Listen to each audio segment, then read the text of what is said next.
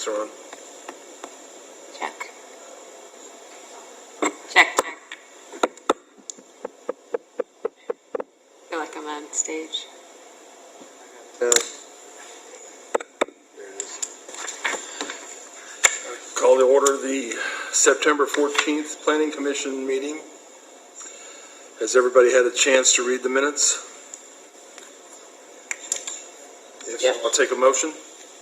I'll make a motion, we approve the previous minutes as written. Second. All those in favor? Aye. Opening the floor for the public notice of the comprehensive thoroughfare plan and recommendations.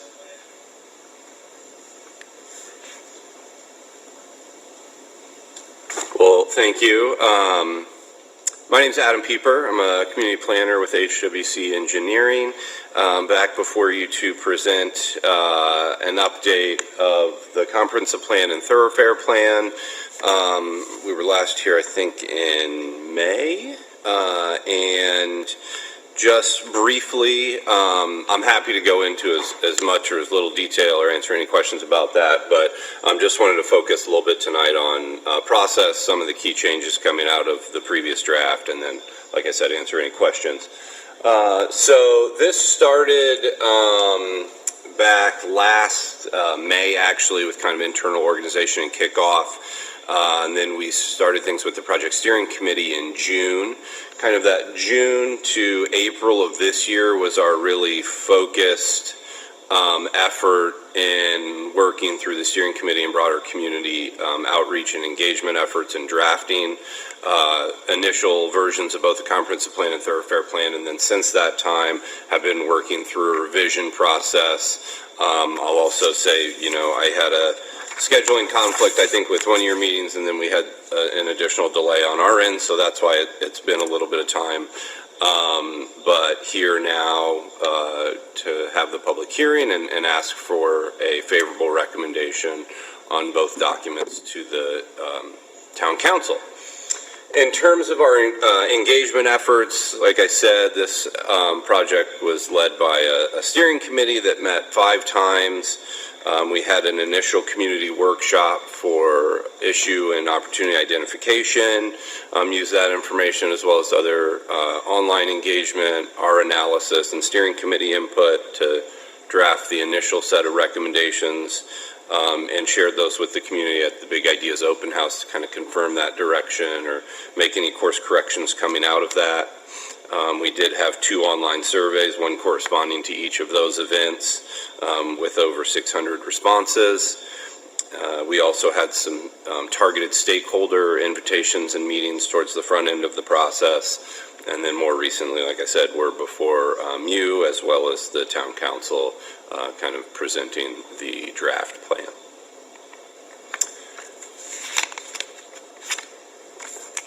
So in terms of the comprehensive plan, here's just generally the table of contents and how it's organized, executive summary. Mooresville today has a lot of the kind of existing conditions and background information, an overview of the process and engagement we went through, and then the majority of the plan is organized around these 6 topic chapters: land use, government capacity, housing, transportation, quality of life and economic development. Implementation focuses on kind of some of the key next steps and initiatives coming out of the plan, and then the appendix includes the more detailed community engagement input.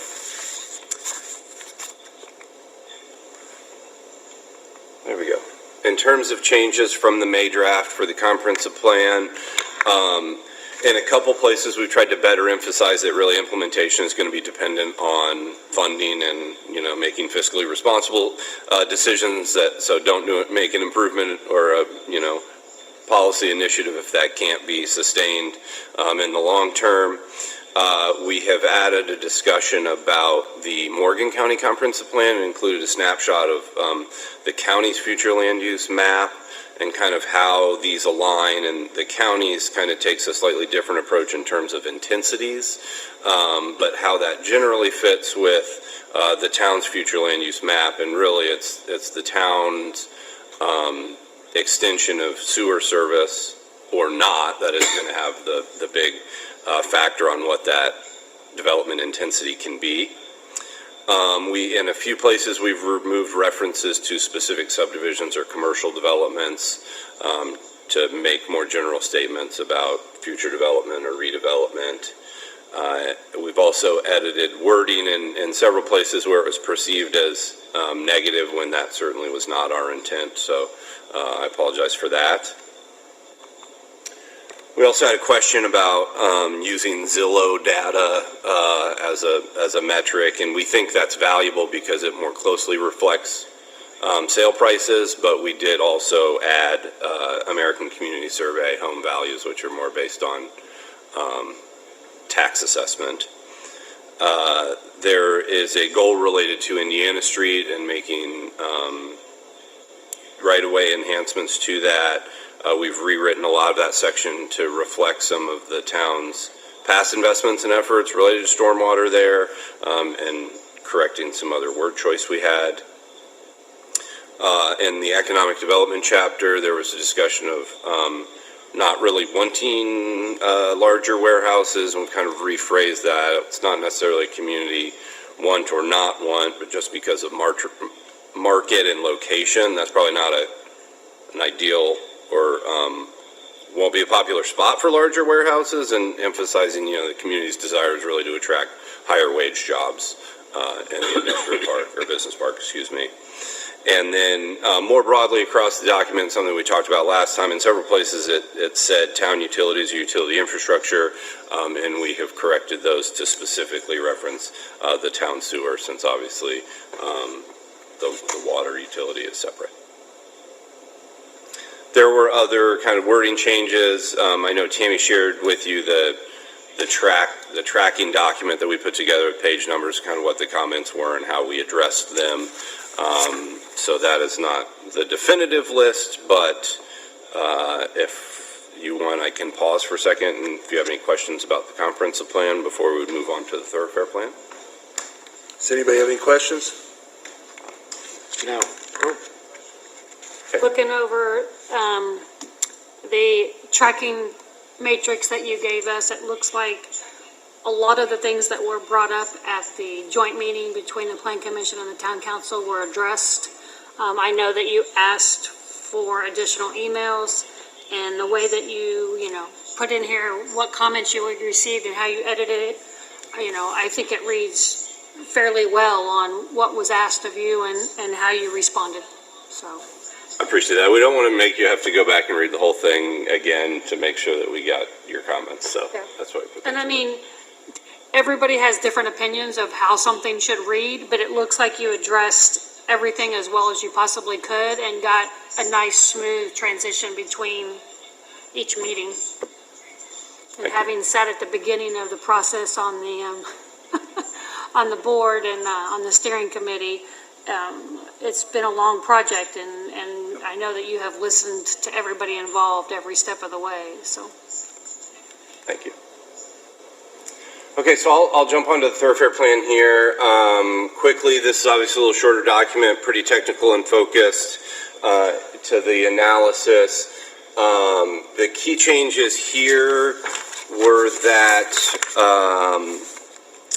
we had a table that was existing right-of-way standards. I think that was a misunderstanding on our part. It's in the Unified Development Ordinance. I think it's actually separation from intersections based on classification, but there was some right-of-way language in there. So we've taken that table out, but we do still suggest the recommended minimum right-of-way widths that we have in the thoroughfare plan would be good to maybe include those in the UDO the next time you may be making changes to that.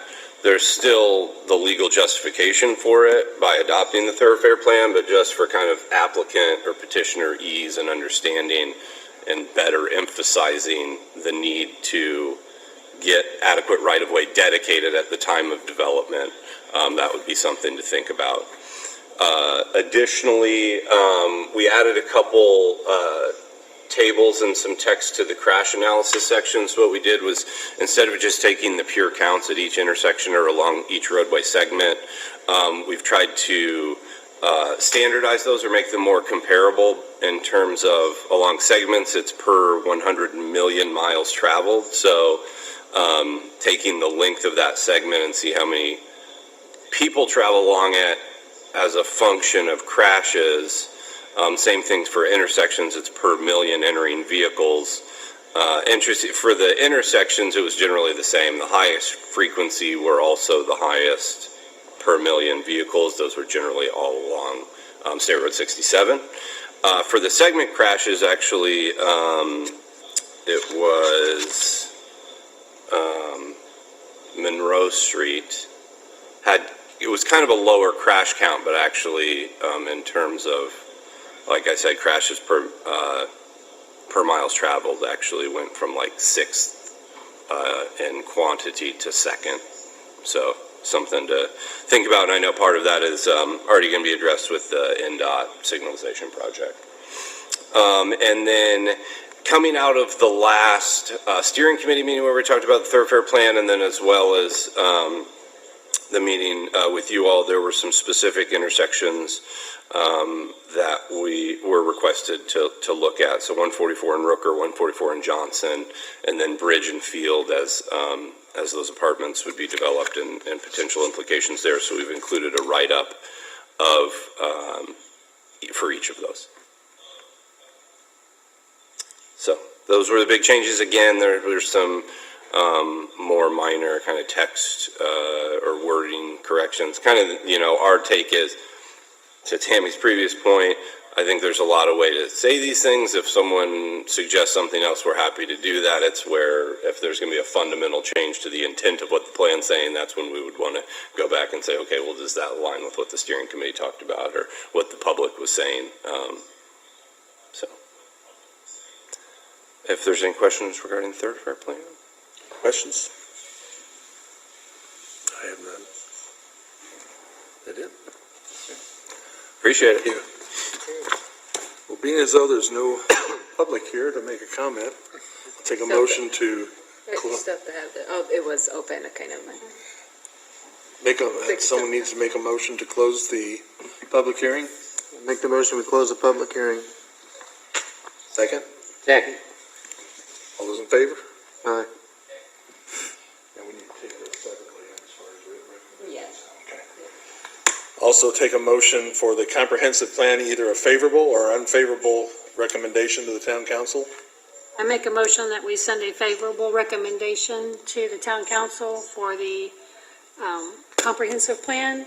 And if we want to include it in one motion, I'm of the same thought on the thoroughfare plan. She said we need to do it separately. Okay. So I have a motion favorable on the comprehensive plan. Do we have a second? Second. Second. All those in favor? Aye. Now the thoroughfare plan. I make a motion to send a favorable recommendation on that one as well. We have a second. Second. All those in favor? Aye. Both motions pass. Okay, the resolution. Tammy, you want to speak on that? Yes, I sent you guys all a copy of the resolution presented to us. RDC passed it the other night on their part. This is the Plan Commission part. This is the section of town, excuse me, just south of Packmore. They've been to us for their developmental plan, their plat plan. They've recently been annexed by the town council, and they are now asking to move that section into the TIF district. So if you guys didn't have any questions, if you had a chance to read it, I would make the recommendation that we make a motion and pass this resolution this evening. That's in form of a motion. We have a second? Second. All those in favor? Aye. Passes. Tim Bennett's not here for permits and inspections. Tim Bennett did tell me we have had 23 permits and 73 inspections since the last meeting last month. He has been a busy little fella. With all this approving of home subdivisions that we have been putting in, he is staying on top of his game. Is there any other discussion from the board? Bob, you have anything? No, sir, I don't. Josh? I would just like to thank everybody that was part of this, and I think it finally got to where it needs to be, so I appreciate everybody's effort, and that's all I have. I have nothing. Tammy, do you have anything? I do not. I will tell you guys as of right now, the filing deadline for the October meeting has passed and I have nothing on my desk. So I would imagine at this point, our next meeting, unless something emergency comes up, we will not have one until November. I think there's one motion left. I make the motion, we adjourn. I second. Motion second. All those in favor? Aye. Adjourned. Quick. Man, you could have done that over FaceTime. Yeah.